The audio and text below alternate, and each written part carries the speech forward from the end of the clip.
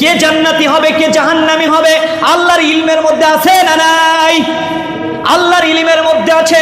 আল্লাহ চাইলে জাহান্নামী ঘোষণা করে জাহান্নামীদেরকে জাহান্নামে পাঠিয়ে দিতে পারতেন, জান্নাতি ঘোষণা করে জান্নাতীদেরকে জান্নাতে পাঠিয়ে দিতে পারতেন, কিন্তু রব সেটা করলেন না। দুনিয়াতে কেন পাঠাইলেন? কেন জবাব আল্লাহ রাব্বুল আলামিন দিয়েছেন, আল্লাযী খালাকাল মাউতা ওয়াল হায়াতা লিয়াবলুয়াকুম আইয়ুকুম আহসানু আমালা।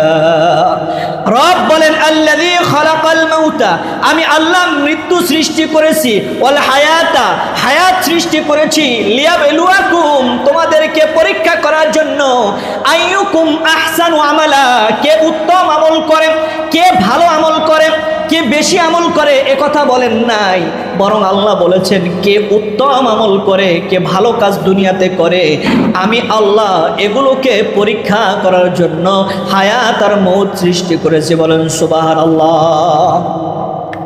আমার ভাইরা, আমরা বাহ্যিক দৃষ্টিতে দেখি আল্লাহ আগে হায়াত দেন, এরপরে মৃত্যু দেন, ঠিক কিনা? আগে দুনিয়াতে মানুষ আসে, লম্বা একটা সময় বাঁচে, এরপরে মৃত্যুবরণ করে পরলৌকিক জিন্দেগিতে চলে যায়।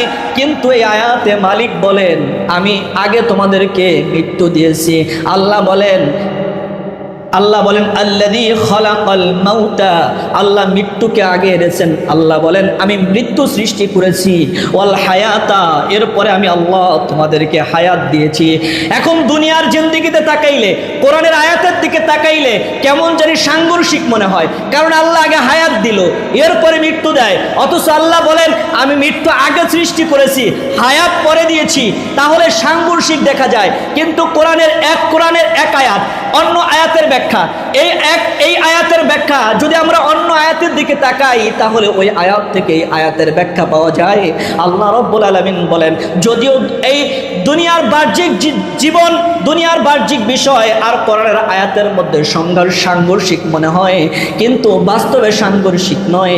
একটা আয়াতের যদি এখানে আমরা পরামর্শ নেই, আল্লাহ রাব্বুল আলামিন বলেন কাইফা তাকফুরুনা বিল্লাহি ওয়া কুনতুম